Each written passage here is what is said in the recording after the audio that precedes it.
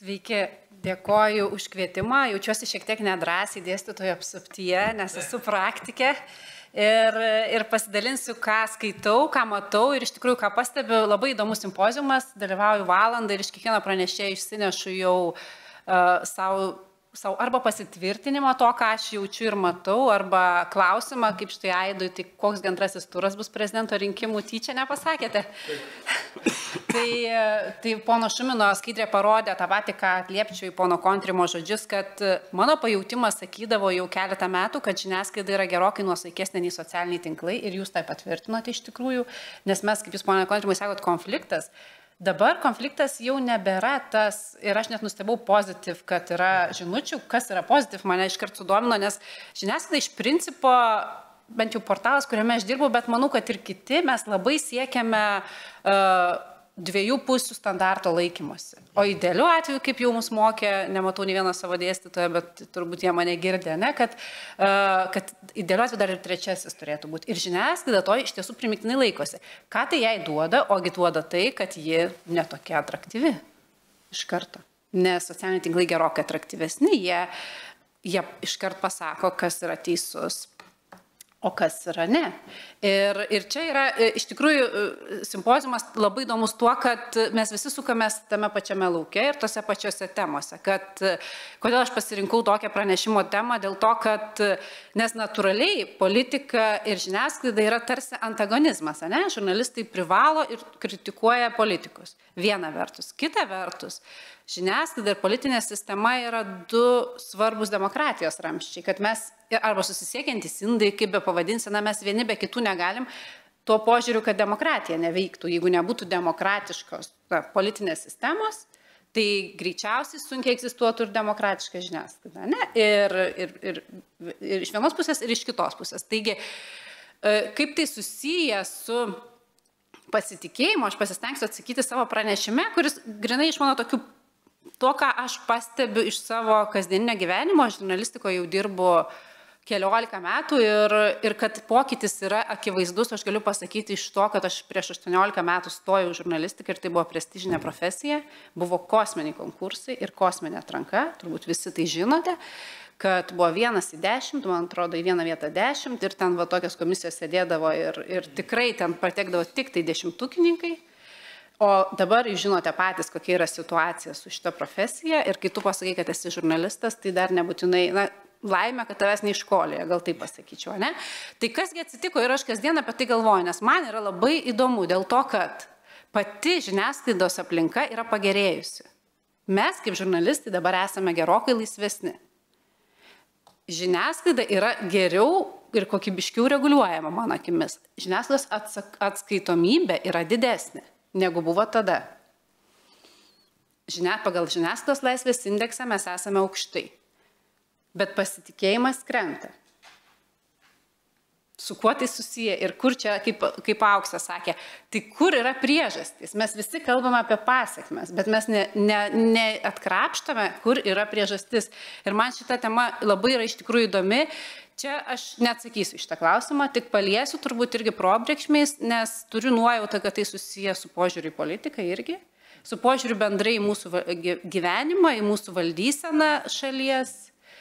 Ir tai labai susijęs su bendru nepasitikėjimu. Tai mano žinutė yra, kad nepasitikėjimo atmosfera bendrai sukelia demokratijos eroziją ardo demokratijos pamatus, kaip aš sakau, būtent dėl to, kad jį griaužia viską aplinkui save ir taip pat pasitikėjimą žiniasklaidą. O kai tu nepasitikė, tada tu neini, netiki ir ieškai išeičių ir kelių kitur. Tai pradžiai, tikiuosi, nieks nerodė šito naujausio tyrimo, ne Vilmorusio, kad kurgi mes esame. Tai šiaip gera žinia ta, kad galbūt jau atsimušėme į dugną žiniasklaidos pasitikėjime, nes pagal Vilmorusą mes pakilame 3,1% kovą. Ir čia man irgi yra įdomu, kodėl. Mano hipotezė, kadangi aš ne mokslininkė, o praktikė, galiu dalintis hipotezėmis laisvai, taigi, kad mes baigėme postcovidinį košmarą. Nes covidas sukėlė tokį efektą, kad žmonės masiškai atsisuko į žiniasklaidą ir po to masiškai nuo jos nusisuko. Ir dabar, aš sakyčiau, turbūt normalizuojasi viskas. čia mano hipotezė, bet būtų labai įdomu išgirsti, ką mano sociologai.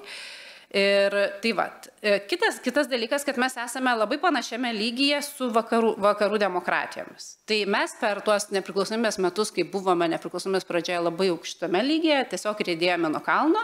Sakau, galbūt jau mes pasiekėme tą dugną, tai kur yra Prancūzija, Jungtinės Amerikos valstijos, Ispanija, Didžioji Britanija, na, iš esmės dauguma vakarų demokratijų, bet jeigu mes norime būti arba laikome save Skandinavija arba Auksės minėta Suomija ir svajojame apie ją, tai mums dar labai labai toli, daugiau negu dvigubai pasitikėjimas yra žemesnis žiniasklaida Lietuvoje.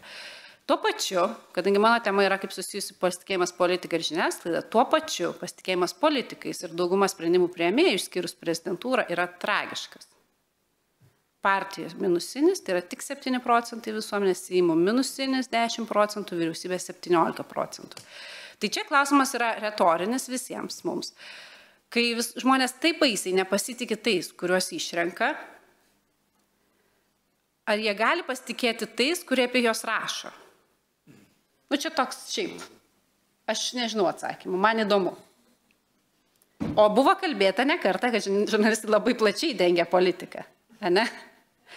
Tai gal tai yra neteisingos sąvados ir tokie išvedžiojimai, ne? Bet man jie yra įdomus visuomenės požiūriu, nes mus po to turbūt teko girdėti ne vienam tą žodį sisteminė žiniasklaida, ne? Kas yra sisteminė žiniasklaida? Tų žmonių, kurie Auksė mėgsta tyrinėti, kaip tik apie visuomenės atkirtis kalbėjo, bet dalis visuomenės sako, yra sisteminė žiniasklaida. Tai sisteminė žiniasklaida yra tradicinė žiniasklaida, ar galima būtų sakyti, ne? Kas yra tada ta mistinė sistema? Tai aš suponuočiau mintį, kad mistinė sistema yra va šitos visos institucijos esančios Vilmorusio reitingė, ne? Tai mes tada, mano pranešimo tema yra tokia, kad jeigu atsakoma į pranešimo temą, jeigu institucijomis, ugniagesys pasitikė, bet visas kitas yra vis žemiau, tai visi mes tada ir gauname tą tokį, kad išsišokimo. Bet kaip žiniasklaidai atsiskirti nuo to, mano akimis, čia irgi svarbu yra. Ir tai svarbu dėl to, kad vienas dalykas žiniasklaida turi ir daro, tiesą sakant, skirti tarp politikų ir to vadinamo sistemiškumo, kalbant apie žmonės, kurie nepasitikė labai žiniasklaidą ir politinę sistemą. Mes turime daugiau kalbėti apie tai, kaip dirba žurnalistai. Ir aš parodysiu po to skaidrę, ko tikisi visuomenė. Ir žurnalistai, ir aš prieš keletą metų galvodavau, kad visuomenė žino, kaip mes dirbame, kokiais principais vadovaujamės. Žmonės nežino dažniausiai, kokiais. Manęs kartais žmonės klausia, sako, nes aš labai mėgstu eiti į visokias formatus ir žmonės sako, o kas ryte jums pasako, ką rašyti šiandien? Tai žinokit, tai yra žmonės nuoširdžiai mano, kad mes gauname kažkokią formuluotę. Ir kaip aš pradedu pasakoti, pavyzdžiui, arba pas mane ateina į redakciją žmonės ir pradedu rodyti, kaip mes dirbame, jie išeina su absoliučiai kita nuostata. Ir aš tą matau. Tai aš tai vadinu mažąją evangelizaciją, kai pas mane ateina įvairios grupės žmonių ir aš jiems tiesiog pasakoju, rodau, kaip mes dirbame. Ir tai tikrai pakeičia. Tai tarsi nedaug reikalauja, kaip prisilietimo prie žmonių reikalauja, bet kai tu parodai, kaip yra praktikoje, daugybė mitų griūva. Nežinau, iš kur jų tiek susiformavo, nes, kai sakau, prieš 20 metų viskas buvo kiek kitaip. Tai mes visi žvalgomės į laimingiausią pasaulio šalį, kurią visi gerai žinome, Suomiją. Ir Suomiai pasitikė visais, gal aš tai pasakyčiau. Ir vieni kitais, kaip sakė Auksė, ir policija, ir žiniasklaida, ir savo vyriausybė pasitikė, ir prenumeruoja žiniasklaidą, ko mes, pavyzdžiui, labai irgi norėtumėm, kad tai būtų aktyviai prenumeruojama. Nes pasitikėjimas lygų prenumeravimas, žmogus niekada neprenumeruos tuo, ko nepasitikė, ne? Ir kokiamgi žiniasklaidos priemonėm jie naudojasi. Jie tarsi nesinaudoja nieko tokio labai išskirtiniu, tik tai socialiniai tinklai pas juos nėra tokie labai aukšti. Ir kitas dalykas, kiek aš skaičiau, besiruošdama šitam simpoziumui, Suomiai politinėje kultūroje neturi to drastiško, kaip jūs sakėt, begėdystės bendravimo, dar pas juos nėra atėjęs. Tai vienas iš atsakymų, nes kas labiausiai žmonės nervina, tai irgi nervina politinis susiskaldinimas, politinės rėtynės. Ir problema dar ta, kad tradicinėje žiniasklaidoje, jeigu galima taip sakyti, tai būna tik absoliučiai aidas ir tikrai svarbus dalykai aprašomi. Visas rėjimasis vyksta socialiniuose tinkluose. Bet kadangi jau prieš tai, kaip suprantu, pirmoje dienos pusėje kalbėjote apie tai, kad yra didžiulė fragmentacija ir susimakalavimas, kas yra kas, žmonės viską nurašo į žiniasklaidą. Čia yra mūsų pasidarytas tyrimas prieš pavasarį praėjusi, bet naujausio neturime dar. Kokie yra pagrindiniai informacijos šaltiniai lietuviams, tai televizijos krenta, portalai stabilus, iš esmės paklaidos ribose, vos krenta, socialiniai tinklai auga, radijas stabilus. Čia yra amerikiečių duomenys, kaip keičiasi požiūris į žiniasklaidą, tai iš esmės socialiniai tinklai auga, tradicinė žiniasklaida krenta.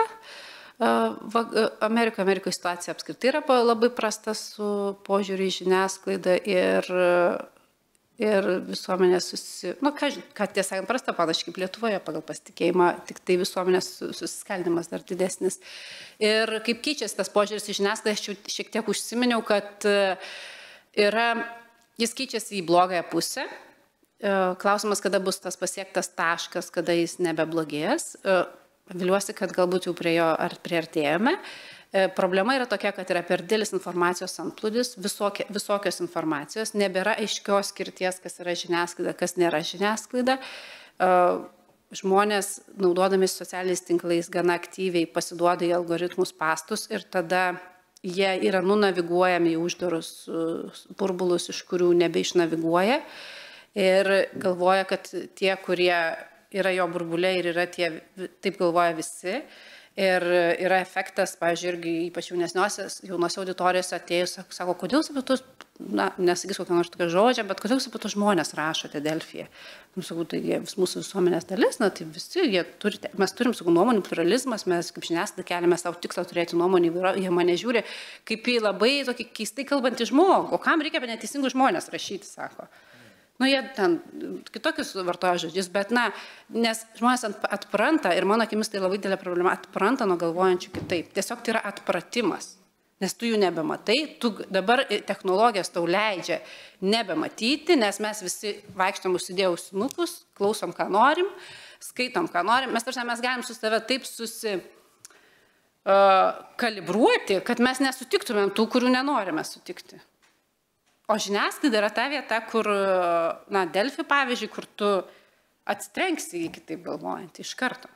Nes nuomonių ringas, mes turime įvairiausių temų, įvairiausių skyrių, tai ten tikrai bus kažkas, kas tau nepatinka, ta pati politikų akimis, mes turim taisyklės, kad turi būti skirtingai mąstantis, skirtingų pažiūrų ir taip toliau. Naujienų dieta turbūt irgi visiems žinoma, kad čia yra dar postkovidinio karo efektas irgi, kad, žmonės tiesiog pasisako savo, kad aš vengsiu naujienų, nes tai yra nemalonu. Ir visko yra per daug. Ir vėlgi, sakau, susikalibruoja taip, kaip nori gyventi, kad nieko negirdėtų, nematytų. Tai čia yra tokie pakankamai grėsmingi dalykai, užduodantis tada klausimo, kaip žiniasklaida atlikti savo misiją, informuoti apie svarbiausius įvykius. Kaip tam žmogui, kuris, pavyzdžiui, klausosi podcast'o apie sveiką gyvenseną, sužinoti, kad sekmadienį bus rinkimai.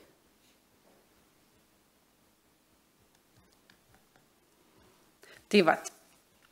Ir kita problema, kad kai nebepasitikima tradicinė, jau galima taip sakyti, žiniasklaida, kai pradėjau dirbti Delfyje, tai buvo netradicinė žiniasklaida, dabar tai yra tradicinė žiniasklaida jau, tai tada žmonės ieško alternatyvių šaltinių ir nunaviguoja į melagienas, feikus ir mano minėtus burbulus, kuriuose jau randa visko ir kaip iš to išeiti, tada vėl atviras klausimas.